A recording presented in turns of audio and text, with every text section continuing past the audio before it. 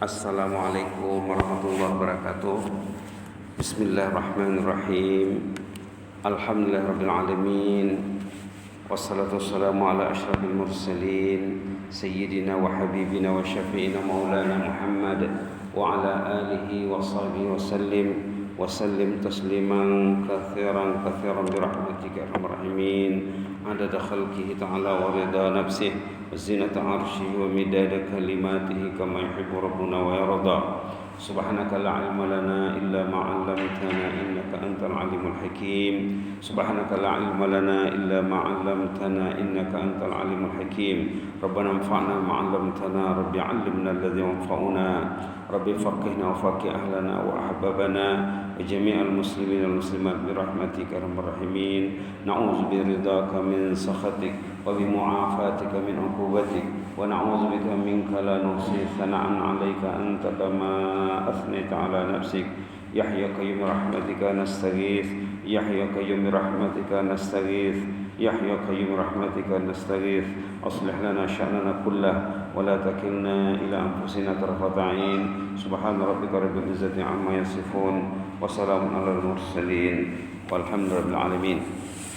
Alhamdulillah rabbil alamin. Ya, kita hormati bersama imam yang bertugas yang telah mengetuai kita dalam salat fardu berjamaah maghrib tadi ya. Insyaallah tajuk sorotan malam ini ataupun kuliah maghrib malam ini majlis yang dikerumuni malaikat. Majlis yang dikerumuni malaikat. Allah Subhanahu wa taala memiliki banyak jenis malaikat. Ada malaikat yang tugasnya di masjid, mendoakan orang yang berada di masjid. Kalau orang itu beriktikaf, jangan lupa berniat ya. Kalau orang itu beriktikaf di masjid, jangan lupa berniat. Malaikat mendoakan, ya Allah, ampun dosa orang ini, beri mereka limpah rahmat ya Allah, terima taubatnya. Kalau orang itu duduk di masjid, ikut adab-adab duduk di masjid, mereka mendapat doa malaikat. Ada malaikat yang mendatangi di mana orang berkumpul. Contohnya kita sekarang berkumpul di masjid ini ya, malaikat datang. Inilah ceritanya di sini. Hadis Bukhari Muslim. Hadis Bukhari Muslim, kalau mau dibacakan teks hadisnya agak panjang ya. Boleh dibacakan sedikit ambil berkat. An Abi Hurairah radhiyallahu anhu qala Rasulullah sallallahu alaihi wasallam inna lillahi malaikatan yatufuna fit turuq yaltamisuna ahla dzikr fa idza wajadu qauman yazkuruna Allah tanadaw halummu li hajatikum fayahfunahum bi ajnatihim ila sama'id dunya. Ini awal hadisnya ya. Ini terjemahnya. Terdapat dalam pentadbiran Allah malaikat yang bertugas mundar-mandir di jalanan. Mereka berjalan kemana-mana. Mereka mencari ahli zikir atau orang yang berzikir. Termasuklah orang yang sedang mengungkayahkan majelis ilmu ya. Majelis zikir yang paling penting majelis ilmu. Jika mereka terjumpa kumpulan manusia yang berzikir kepada Allah, mereka menyeru temannya, mari sini katanya dalam bahasa Arabnya, halummu li hajatikum. Marilah kita berkumpul di sini. Subhanallah. Lalu malaikat tadi akan datang berkerumun, berkumpul. Jamaah tadi akan diselubungi dengan sayap malaikat hingga ke langit. Malaikat itu sayapnya sampai ke langit sana katanya dalam hadis. Ila sama'id dunia. Subhanallah. Subhanallah. Dalam masa yang sama Allah menanya malaikat yang berkumpul tadi. Allah menanya malaikat yang berkumpul, apa pertanyaannya di sini? Subhanallah. Apa yang mereka lakukan? Apa yang mereka sebut? Apa yang mereka baca? Ditanya Allah ya. Mereka apa di sana? Apa yang mereka baca? Apa yang mereka sebut? Jelas malaikat mereka bertasbih, bertakbir, bertahmid, bertamjid, subhanallah, bertasbih. Ya. Bertakbir Allahu Akbar, bertahmid, alhamdulillah. Bertamjid mungkin Al-Aliyil Azim contohnya. Lalu ditanya lagi, mereka memujimu, kata malaikat, sambil bertasbih, bertakbir, bertahmid dan bertamjid. Allah menanya lagi, adakah mereka melihat zatku? Allah bertanya kepada malaikat, hal ra'auni, adakah mereka melihat zatku? Pernahkah Allah melihat zat Allah? Pernahkah manusia itu melihat zat Allah? Kata malaikat, tidak, demi Allah mereka tidak melihat zatmu ya Allah. Di sini katanya yaquluna ma ra'auka, wallahi ma ra'auka. Kemudian Allah tanya lagi, bagaimana kalau mereka sudah pernah melihat zatku? Bayangkan katanya, mereka belum pernah melihat zatku lagi, sudah rajin mereka memuji, kata Allah. Bayangkan kalau mereka ada peluang melihat zatku, macam mana? Kata Allah kepada malaikat. Kata malaikat, kalau mereka ada peluang melihat zatmu ya Allah, mereka akan rajin lagi, tidak berhenti lidahnya memujimu ya Allah. Subhanallah, subhanallah. Lalu Allah menanya lagi, mereka apa yang maunya? Apa mereka berkumpul di sana? Mau apa mereka sebenarnya? Nah, ini secara tidak langsung menyuruh kita berniat nih ya, menyuruh kita berniat bila berada di masjid, bacalah subhanallah, alhamdulillah, la ilaha illallah, Allahu akbar, wala haula wala quwwata illa billahil azim. Bacalah. Ataupun seperti yang disyarahkan dalam khutbah Jumat yang lepas, subhanallah wa bihamdi, subhanallah wa bihamdi, subhanallah wa bihamdi. Dalam khutbah Jumat yang lepas, siapa yang bertasbih subhanallah wa bihamdi 100 kali, dosanya akan diampunkan walaupun sebanyak buih di laut. Subhanallah. Pernah melihat buih di laut? Cobalah naik feri. Sekarang mungkin tidak ada ya. Nanti kalau sudah ada perjalanan feri dari Serasa ke Labuan, tengoklah buih. Memang tak terkira ya. Orang itu akan diampunkan dosanya, katanya kalau berzikir subhanallah bihamdi, subhanallah bihamdi, subhanallah bihamdi, yang biasa dibaca masa bertahlil. Tapi masa bertahlil itu 33 saja. Dalam hadis dibaca 100 katanya. Rujuklah khutbah Jumat kemarin. Kita kena baca ya. Kalau tak baca di masjid, bacalah dalam kereta nak balik dari masjid, nak datang ke masjid, ataupun baca di rumah nanti. Subhanallah. Allah bertanya kepada malaikat, mereka itu berkumpul untuk apa? Apa yang mereka mahukan? Secara tidak langsung ini menyuruh kita berniat nih. Apa niat kita kalau kita berkumpul di rumah Allah? Kata malaikat, mereka mahukan surgamu ya Allah. Mereka mahukan surgamu ya Allah. Allah tanya lagi, pernahkah mereka melihat surga? Belum lagi, kata malaikat. Kemudian Allah tanya lagi, bagaimana kalau mereka sudah melihat surga? Hebat ini tanya jawab ya. Kata malaikat, seandainya mereka terlihat surga, niscaya mereka akan berkeinginan yang lebih dan akan gigih lagi meminta surga dan akan rajin beribadat kepadamu ya Allah. Kemudian ditanya lagi, mereka takutkan apa? Apa yang mereka risaukan sebenarnya? Kata malaikat, mereka takut akan azab neraka-Mu ya Allah. Nah, ini kita kena tanam hari-hari ini ya, supaya kita ampit nih Pak, supaya kita meraih fadilat zikir nih. Mereka risau akan azab neraka-Mu ya Allah. Allah tanya lagi, sudahkah mereka pernah melihat neraka? Kata malaikat, belum lagi ya Allah. Bagaimana kalau mereka ada peluang nak melihat neraka? Sebenarnya ya, dah pernah disebut, kalau kita tuh mau baca Quran, menyisihkan masa untuk baca Quran, hampir setiap halaman Al-Quran ada tentang surga, neraka, tentang Allah, sifat Allah, kasih sayang Allah. Kalau kita baca Quran, memang macam kita melihat Allah dengan hati, karena kalamullah itu hebatnya. Kalau kita baca Quran, memang surga, neraka. Nak melihat surga, bacalah Quran. Nak melihat neraka, bacalah Quran. Kata Rasulullah dalam hadisnya, orang itu kalau baca Quran dengan betul, dia seolah-olah nampak neraka itu di depan matanya. Subhanallah. Baiklah ya. Pertanyaan berikutnya, kalau mereka melihat neraka macam mana kata Allah? Kata malaikat, seandainya mereka melihat neraka, niscaya mereka akan jauh lebih giat berusaha menjauhi neraka dan akan lebih takut kepada neraka itu. Jadi berapa pertanyaan? Pertama, kenapa mereka berkumpul? Karena bertasbih, bertahmid, memujimu ya Allah. Sudahkah mereka pernah melihatmu? Kata malaikat. Sudahkah pernah melihat zatku? Kata Allah kepada malaikat, belum lagi. Bagaimana kalau mereka melihat zatku?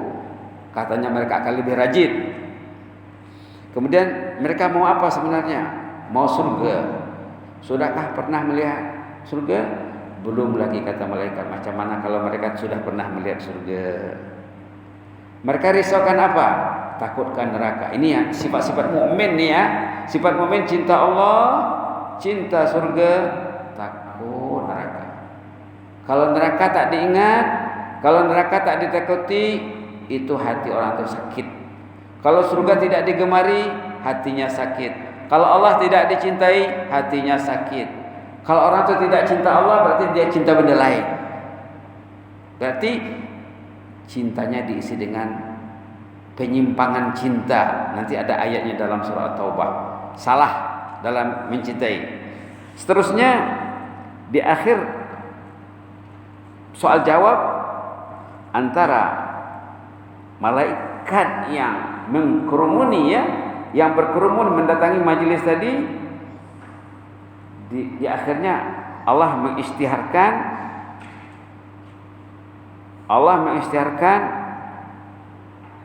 apa kata Allah? Fa ushidukum anni qad ghafartu lahum. Yang ada tulisan Arabnya tuh. Kamulah saksiku, dosa mereka sudah ampun. Dosa sudah diampun sama Allah. Duduk dalam majelis ilmu, majelis menghanyutkan dosa. Majelis keampunan. Orang tuh kalau tahu dia jauh pun dia datang, susah pun dia tak kira. Karena majelis keampunan. Subhanallah. Duduk dalam majelis zikir, duduk dalam majelis ilmu, dosa hanyut. Subhanallah. Kemudian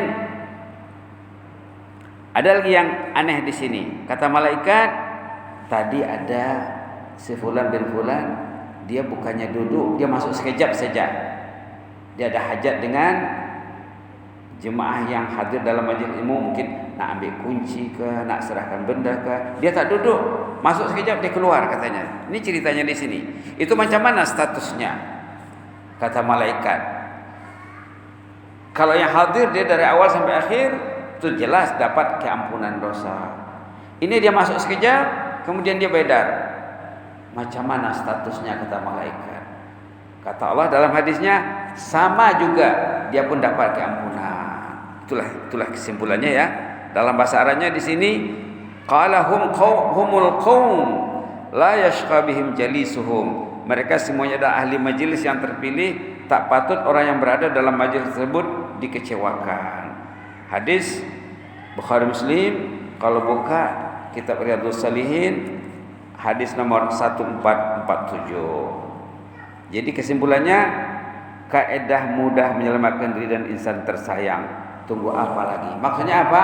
Kalau kita balik rumah, duduklah dengan istri 5 menit, 10 menit, buka Quran, baca hadis, berzikir. Datang malaikat ke rumah. Nak mengundang malaikat ke rumah, duduklah, bincang ilmu, buka Quran. Subhanallah. Dalam khutbah Jumat kemarin ada juga zikir ringan yang diajar, katanya bacalah pagi petang, raditu billahi rabba wa bil islami dina wa bi muhammadir rasulah, 3 kali dibaca. Duduk dengan istri, duduk dengan anak. Datang malaikat ke sana. Oh, di mana dapatnya ini? Oh, dapat dari khutbah Jumat. Baca juga zikir yang tadi ya, duduk dengan anak istri, subhanallah bihamdi, subhanallah bihamdi, subhanallah bihamdi 100 kali. Anyut dosa, dihapuskan dosa walaupun sebanyak buih di laut. Tengok pengajaran yang tersirat di balik yang tersurat. Nomor 1, menggalakkan majelis zikir berjamaah terutama dalam kalangan keluarga supaya semua ahli keluarga meraih ampunan Allah. Sisihkanlah masa sebelum Ramadan ini, nanti di Ramadan dilanjutkan, lepas Ramadan diteruskan. Biasakanlah duduk dengan keluarga agar malaikat datang ke rumah. Mudah-mudahan ya. Nomor 2, suatu kaidah mengundang malaikat khas mendatangi rumah kediaman Anda, yaitu dengan mengadakan majelis zikir keluarga. Sama ada baca Quran, baca istighfar, baca selawat, baca tasbih, tahlil dan lain-lain.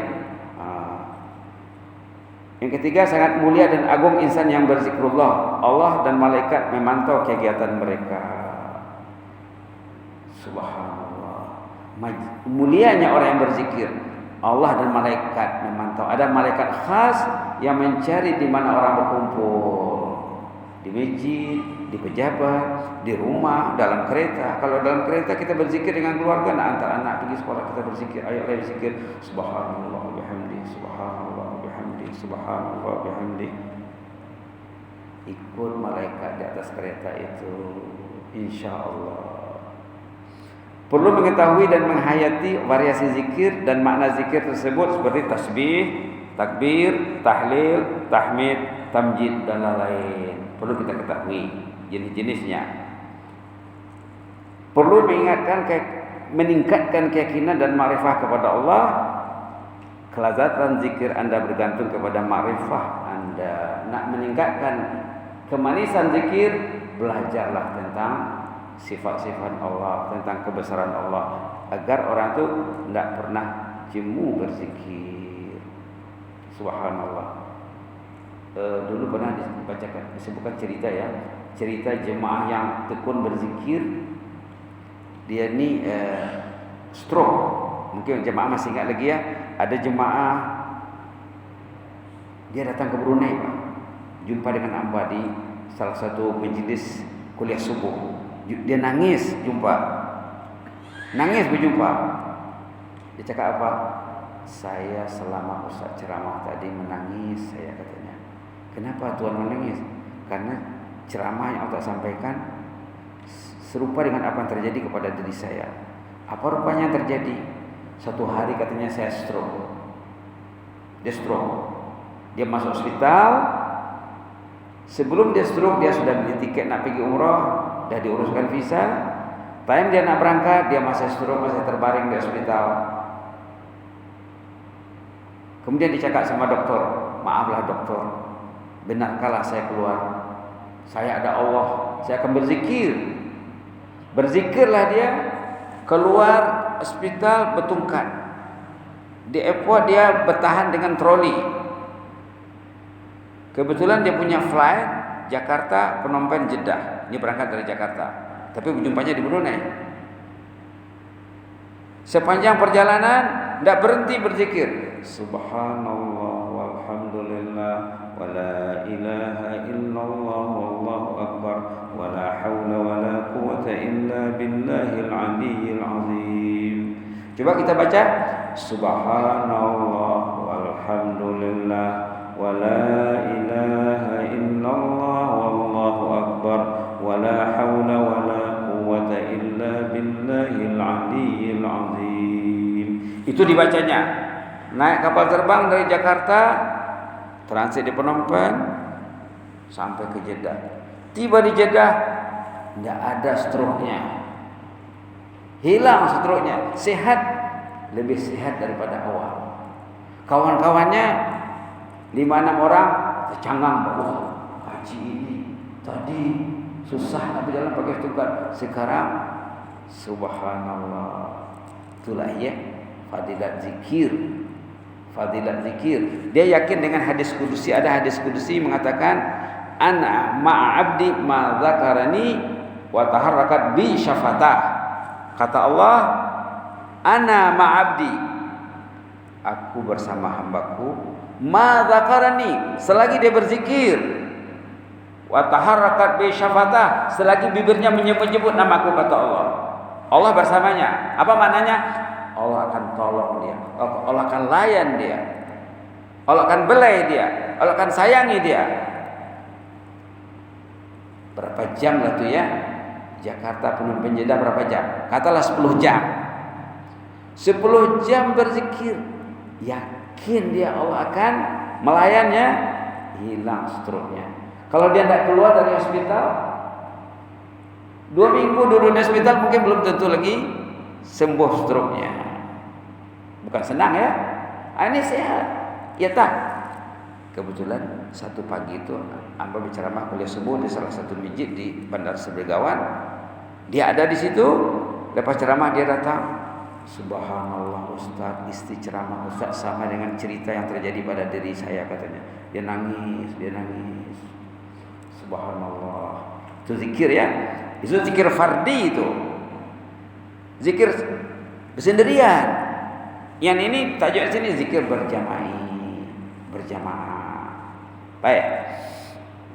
Nomor 5 sudah tadi. Nomor 6, sangat perlu dipupuk keyakinan dan rindu jannah agar cinta ketaatan meningkat. Tadi kan disebut mereka mau apa? Mereka mau jannahmu ya Allah. Sudahkah mereka melihat jannah? Belum lagi, kata malaikat. Bayangkan kalau mereka melihat jannah. Lagi mereka rajin katanya. Seterusnya sangat perlu dijaga dan ditingkatkan khauf atau takut kepada neraka agar dosa semakin dijauhi. Ma'rifatullah akan meningkat dengan menghayati kalamullah. Nah, tadi dikatakan nomor 5 perlu meningkatkan ma'rifatullah. Macam mana nak meningkat ma'rifatullah? Bacalah Quran, belajarlah. 1 ayat seminggu tak boleh, mesti boleh. Bila lagi ya? Rindu dan cinta surga akan meningkat dengan menghayati kitabullah. Dah sebut tadi dah. Rindu kepada surga akan meningkat kalau kita baca ayat-ayat tentang surga. Takut dari saukan neraka akan meningkat dengan memahami kitabullah. Begitu juga tentang neraka.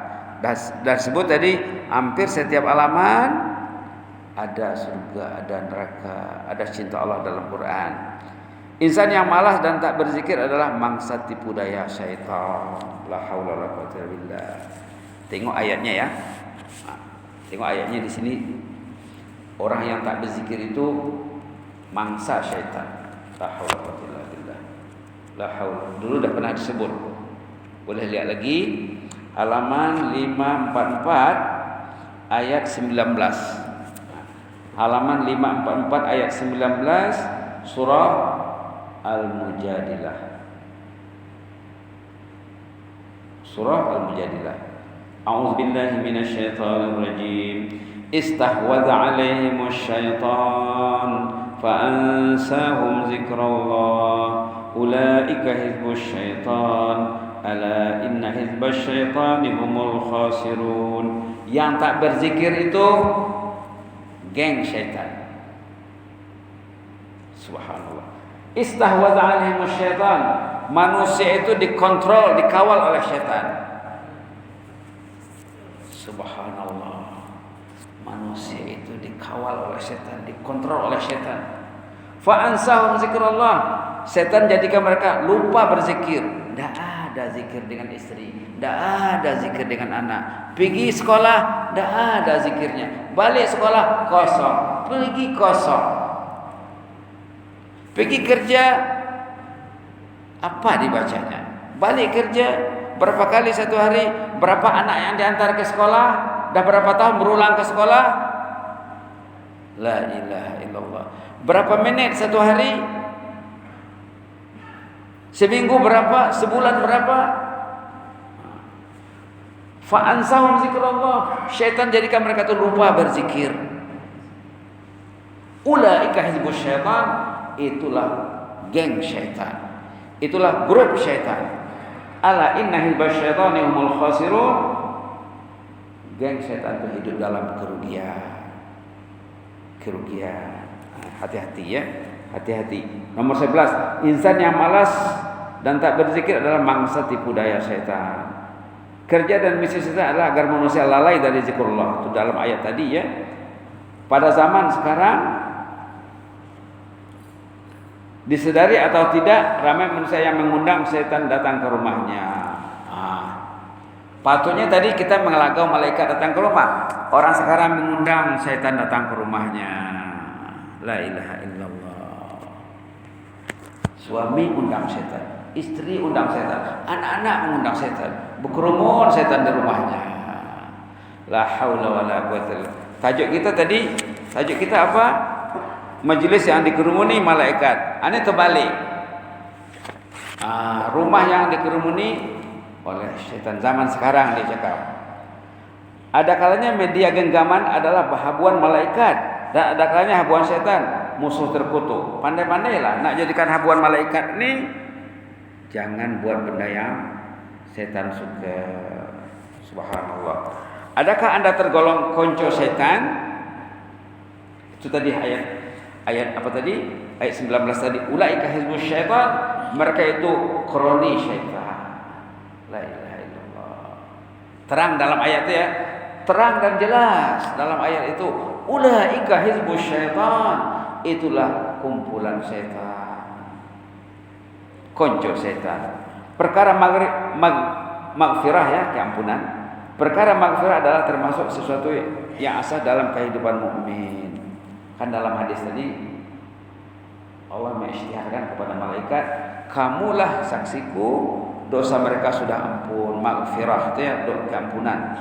Mereka sudah diberi magfirah, mereka sudah diampunkan dosa. Dosa ini masalah asas dalam kehidupan.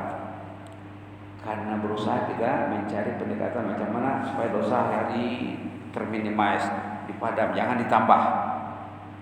Jangan ditambah. Perlu digali jenis-jenis dan keutamaan zikir dalam kehidupan mukmin. Baca zikir, kumul istighfar, Allahumma anta rabbi la ilaha illa anta khalaqtani. Pastikan semua ahli keluarga lancar membaca sayyidul istighfar seperti lancar membaca basmalah. Jangan ada yang tak lancar.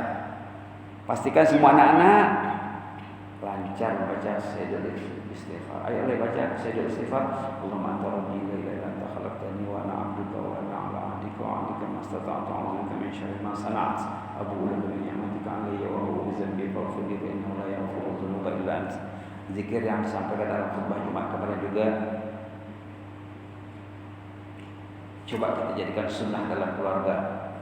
Raditu billahi rabba wa bil islami dina wa bi muhammadin rasulah. Katanya siapa yang baca zikir ini wajabat lahul jannah, layak dapat surga. Coba kita baca raditu billahi rabba wa bil islami dina wa bi muhammadin rasulah. Tanya imam nanti ya. Tanya imam nanti. Tengok teks khutbah Jumat yang Jumat lepas ni. Perlu disusun dengan baik agenda dan jadwal zikir bersama ahli keluarga tersayang. Buatlah pagi nak baca apa, tengah hari nak baca apa, mengambil anak balik dari sekolah nak baca apa. Pastikan. Minggu lepas ada disebut ya. Minggu lepas ada disebut jemaah yang mengantar anaknya ke sekolah, dibacanya 2 ayat pendek untuk anaknya untuk dihafal. Balik dari sekolah 2 ayat pendek. Pergi ke sekolah, amma yatasaalun 'anin naba'il 'azim alladzi hum fi mukhtalifun kalla saya'lamun thumma kalla saya'lamun. Satu hari pergi 2 ayat, balik 2 ayat, besok 2 ayat, 2 ayat. Setahun dia berulang mengantar anaknya ke sekolah darjah 2 ya. Hafal 1 juz 30 di atas kereta saja. Setiap hafal 1 surah dikasihnya 100 ringgit, 75 ringgit, paling pendek nanti 50 ringgit masuk kawan semanja. Ada jemaah buat macam tu. Setahun 1 juz sudah dalam hati anaknya. Kemudian bila anak itu belajar, pelajarannya maju cemerlang. Subhanallah. Karena sudah diisi dengan Al-Quran, sudah diinstal dengan juz 30. Belum 30 juz ya, baru juz 30. Selain faktor kesyaitanan, tengok nomor 19. Selain faktor kesyaitanan, ada beberapa faktor lain yang melalaikan insan dari zikrullah. Kenapa mereka tidak berzikir? Selain dari faktor syaitan, apa lagi? Banyak lagi faktor lain. Kata ulama, yang faktor merintangnya ada 4. Kenapa orang tak berzikir? Ada 4 kesilapannya. 1, syaitan, betul. Yang kedua, nafsunya belum diterbiah. Nafsunya belum dibentuk, dia ada nafsu. Nafsu ini semua orang ada nafsu. Nafsu ini priority dari Allah. Perlu dibentuk menjadi nafsul mutmainnah. Tengok ayat dalam surah Ar-Ra'd tentang nafsul mutmainnah ini. Subhanallah. Tentang nafsul mutmainnah, dalam surah Ar-Ra'd Allah menyanjung ya. Allah menyanjung orang yang mempunyai nafsul mutmainnah, halaman 252, alladzina amanu, ayat 28 di bawah. A'udzubillahi minasyaitonir rajim. Alladzina amanu wa tatma'innu qulubuhum bizikrillah. Ala bizikrillah tatma'innul qulub. Orang yang memiliki level nafsul mutmainnah, dia akan manis berzikir. Selesai berzikir, tidak pernah jemu berzikir. Alladzina amanu wa tatma'innu qulubuhum bizikrillah. Orang beriman itu akan memiliki ketentraman, mutmainnah. Ini yang mutmainnah ini, wa tatma'innu sama dengan mutmainnah. Ala bizikrillah tatma'innul qulub. Hatinya akan tenteram dengan berzikrullah. Faktor kedua, nafsu. Nafsu yang dididik, dia akan rajin berzikir. Nafsu yang belum dibentuk, jemu berzikir, ngalih berzikir, boring berzikir. Subhanallah. Faktor ketiga, manusia yang di sekelilingnya. Istri kah, suami kah? Kalau suami tak pegang Quran, mungkin istri juga ikut. Coba suaminya pegang Quran, suaminya pegang tasbih. Tadi hamba ada dapat tasbih dari jemaah. Alhamdulillah. Bagi jemaah tasbih tadi, petang tadi. Kalau suami pegang tasbih, insya Allah istrinya akan ikut. Tapi kalau suami pegang Samsung, istrinya pegang Oppo mungkin. Coba lihat. Jadi faktor ketiga, manusia. Manusia itu siapa kawannya? Siapa yang di sampingnya? Dia hidup dengan siapa? Dia bergaul dengan siapa? Faktor ketiga itu. Faktor keempat, keduniaan yang merintah. Termasuklah benda yang digenggam itu ya. 4 faktor yang menghalang manusia dari ketaatan dari zikir. Setan iblis, nafsu yang belum diterbiah, manusia yang ada di persekitarannya, dan keduniaan yang dia pegang. La ilaha illallah. Di sini 4 ada di sini. 4 faktor ada di sini terkumpul. Ada iblis, ada manusia, ada nafsu jahat, ada dunia. 4 di sini terkumpul. Kalau ini dipegangnya, takkan baca Quran. Baca Quran nanti, baca Quran pun tidak ceria, tidak selesai. La haula wa quwwata illa billah. Baik. Sangat perlu disemak dalam Quran ayat-ayat yang mengenai seluk-beluk zikrullah, terutama sekali yang ada kaitannya dengan perdaya syaitan. Itu ayat surah Mujadilah ayat 18 tadi.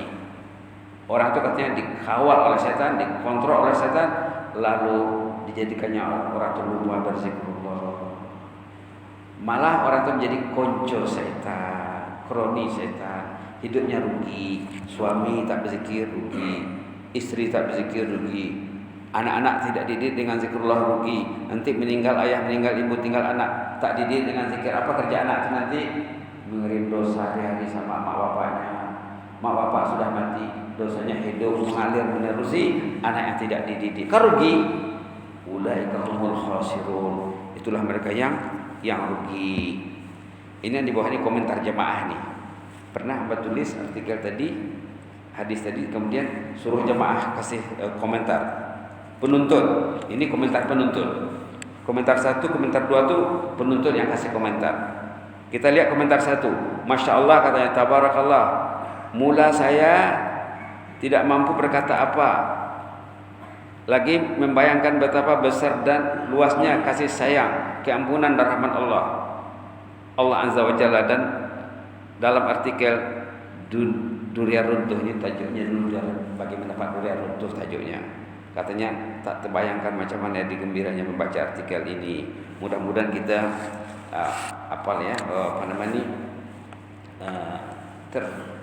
terbangunlah ya, tergeraklah untuk berzikir, memandangkan hebatnya hadis Sahih Bukhari Muslim.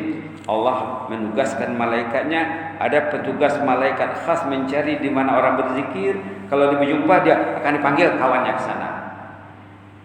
Rumah haji ini, rumah pangeran ini, ayo mari kita sini. Pangeran ini sedang berkumpul dengan anak istrinya.